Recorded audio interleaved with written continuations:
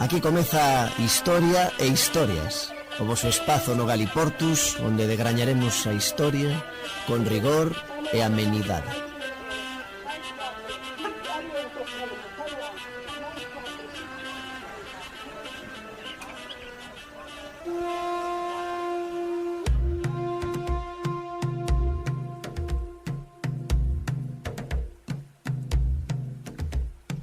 As proxeccións cinematográficas en Portugal e na Galiza deran inicio conxuntamente no ano 1896. O 18 de xuño aconteceu a primeira sesión pública no Real Coliseu de Lisboa e o 2 de setembro no Teatro Circo da Coruña. Xa no Porto, a primeira sesión aconteceu o 12 de novembro no Teatro Circo Príncipe Real, o actualmente Teatro Sá da Bandeira, e no 17 de abril do ano seguinte o cinematógrafo bendito, foi exhibido en Pontevedra, levado á cidade e procedente de Portugal polo operador de cámara César Márquez e polo actor Alexandre País de Acevedo, ambos portugueses.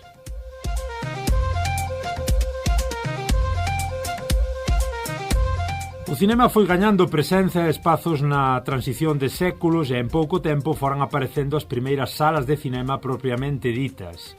Neste xurximento, en Portugal tivo protagonismo propio o abastado empresario galego Agapito Serra Fernández, que era de Barcia de Mera, Covelo, nado no 1863, falecido en 1939.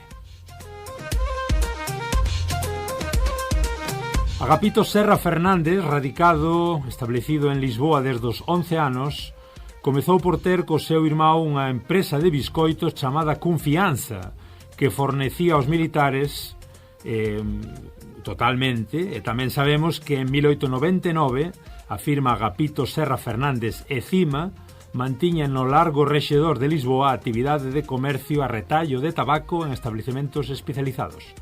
Foi propietario de varios restaurantes, do Palace Hotel da Curia, na Bairrada, hotel do estilo Arte Nova inaugurado en 1926, e Agapito Serra aparece tamén participando na Sociedade Compañía dos Ascensores de Lisboa, entre outras actividades e empreendimentos. Mais foi o Royal Cine e o bairro Estrella de Ouro aquí un pouco o que máis estivo no destaque. As orixes do Royal Cine recúan a 1908, cando Agapito Serra comeza a construción dun barrio operario chamado Estrela de Ouro no bairro lisboeta de Grasa. Esta vila operaria, concebida para aloxamento dos traballadores das firmas do industrial galego, foi concluída en 1909 e nela tamén fixou residencia o empresario. En xuño de 1928, pasados 20 anos do inicio da construción do barrio, a empresa do Royal Cine, propiedade de Agapito Serra, someteu á Cámara Municipal de Lisboa un pedido de aprobación para edificar en 3 grandes barracós na Rúa da Grasa un cinematógrafo con un proxecto de arquitectura cultural e recreativa asinado polo xa mencionado Manuel Joaquín Norte Jr.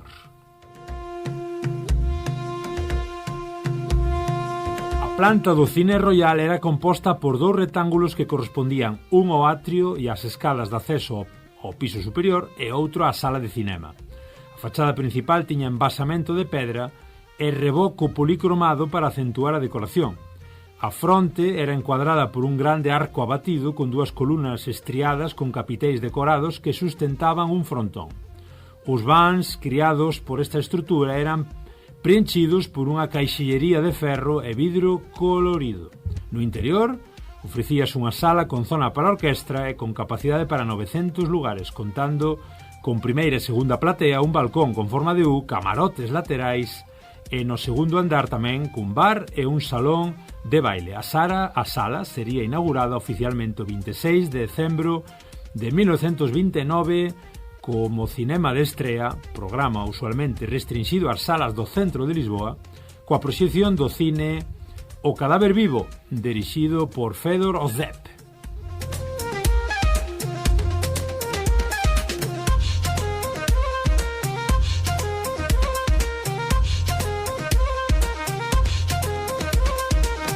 A Agapito Serra faleceu en 1939, como dicíamos, apenas 10 anos despois da inauguración do Royal Cine, mas este continuou a súa actividade cultural durante case 5 décadas. A última sesión cinematográfica do Royal Cine foi en decembro do 83 co filme A última orxía do Terceiro Reich, dirixido por Cesare Canevari. Moitos outros espazos culturais que fecharon deron lugar a almacéns de roupa, supermercados ou igrexas. O edificio do Royal Cine converteuse nun supermercado, restando do mesmo a fachada e o atrio da entrada. O supermercado en cuestión é o Pingo Doce, pertencente á firma Jerónimo Martins, nome comercial herdado de un outro importante comerciante galego que abría en 1792 unha mercería no Chiado Lisboeta.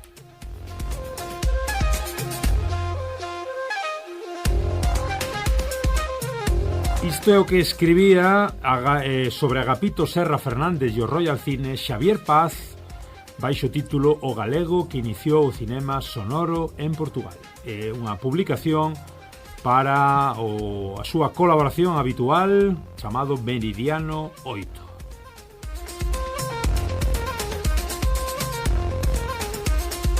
Ola, ola, moi boas, como estades? Eu son, xa sabedes, Germán Esteve, dun Germano a Portuguesa, e aquí estades no voso Historia e Historias, este apartado, este especial do Galiportus, dedicado a aprofundar un pouquiño máis na historia e nas pequenas historias comuns, correntes, neses episodios máis curiosos tamén, que partillan Galiza e Portugal, Galiza e a lusofonía.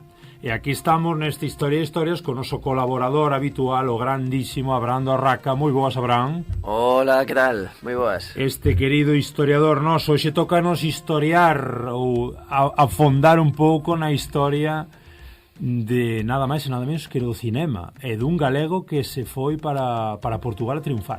O Agapito. Aquí surxe a dúbida o diminutivo Agapitito. Non hai máis, de Ito e Tito. O Agapito de Covelo, Concello de Pontevedra, onde de facto hai unha placa, porque promoveu unha escola, a Escola San José, unha casa escola aí no seu concello de nacemento, en Covelo, na parroquia de Mera de Barcia.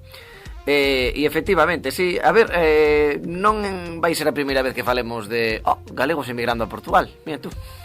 Falábamos en ir máis lonxe nun especial que seguramente acabades de escoitar tamén nas redes, que sai tamén aquí na radio, sobre os galegos emigrados a Lisboa. Agapito non deixa de ser un máis que se busca a vida cruzando o Miño. Sí, e ven no Viño, no seu caso, con 11 anos, pira para ali, e non vai ser a primeira vez tamén que falemos de que fan os galegos en Lisboa. El monta, non, entre os negocios que monta, o que monta co irmán, podría estar dentro do ámbito das padarías, non? Falábamos desa folga de padeiros. Sí, os mozos os augadeiros, non? Os mozos de fretes. En este caso, digamos que, bueno, aquí sí que hai un pouco de máis, non sei se importancia, que aquí todas as profesións son superimportantes. En aquela Lisboa seguramente trasladar a auga era bastante máis vital que colocar cinemas, mas está claro que a repercusión de Agapito foi potente a nivel cultural. Sí, e alén do máis por xerar moita expectación, porque o Cinema Royal, non? O que a sala que ábrea, como aparece en diversos artigos, nun bairro excéntrico de Lisboa, como era o bairro de Graza nese momento. Sí, que hoxe xa é bastante máis céntrico. Claro. E daquela era Australadio. Era, efectivamente. Lisboeta. Era salto do can. Claro, era rabo de galo. Como se lle dá este tal Agapito por montar un cinema alá para os obreiros, non?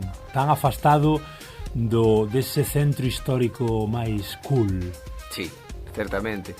E pois iso abre ese establecemento que foi revolucionario no sentido de ser unha sala espectacularmente enorme, porque claro, falábamos do total do teatro, non? Falabas desas casi 900 asentos, e que xa son na platea eran 680, non? Que iso é unha burrada de ver, non? Así de xente, e máis naquel momento, e sobre todo, pois tivo que ser espectacular, pois ese 5 de abril de 1930, cando se proxecta un filme de W.S. Van Dyke titulado Sombras brancas nos mares do sul, interpretado por Raquel Torres e Monteblú, e claro, coa novidade de que había imaxes e había son sincronizado con esas imaxes, non?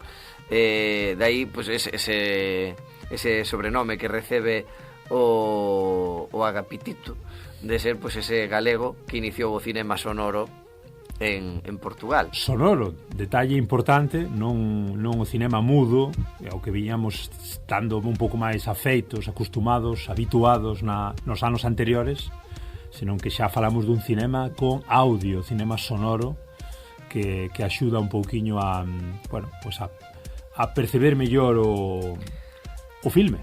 E paralelamente, neste caso adiantamos, porque a primeira proxección sonora deste lado do Miño, pois foi en marzo dese mesmo ano, no ano 30, no que se proxectou o Singing Fool, creo que era. Tamén é certo que moitos dos filmes, dos primeiros filmes sonoros, e o que se fixo máis famoso e agora outra vez recuperado para falar do que é o blackface, non?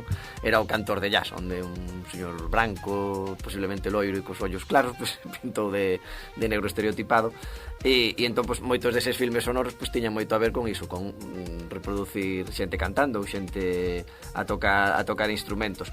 Tamén é certo que o cinema sonoro non deixou de ser de ter os seus detractores en orixe, non só polo tema de agora que vou facer o que eu facía cinema mudo, non? Que pensaría Buster Keaton e Chaplin, senón tamén incluso polas propias produtoras, porque ao final había moito investimento tamén, e moito do cinema que aparecía, pois non deixaba de ter de ser un escaparate do xeito de vida americano, non? E é moito máis fácil un escaparate mudo e que transmite todo, ou no que simplemente hai que traducir unhas cartelas que se poñen en momentos específicos do filme, a ter todo un aparato e de facto, pues, as primeiras producións que se fan de cinema sonoro, en moitos casos, cando eran gravadas en distintos idiomas, non había o que era unha dobraxe, como coñecemos hoxe, non? Que había grabación en distintos idiomas para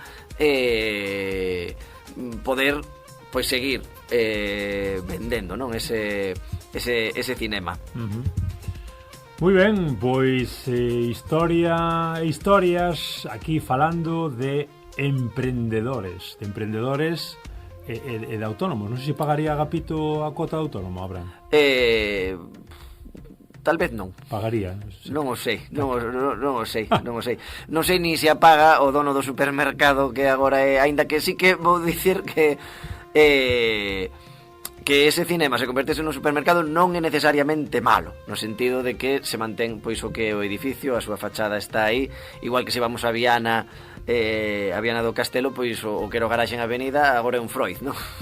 Mais a fachada dese establecemento aí para agardar e cuidar dos carros, pois está enteira. Un abrazo desde aquí, desde o Galiportus, a todos os compañeiros do Pingo Doce, desde aquí esa publicidade, sí, que ven a merecedes esas ofertas fantásticas de café máis natas por $1,19. Non é unha broma o que deixou Agapito, deixou o legado cinematográfico e o Pingo Doce do día a día, cousas da vida, aquí no Galiportus.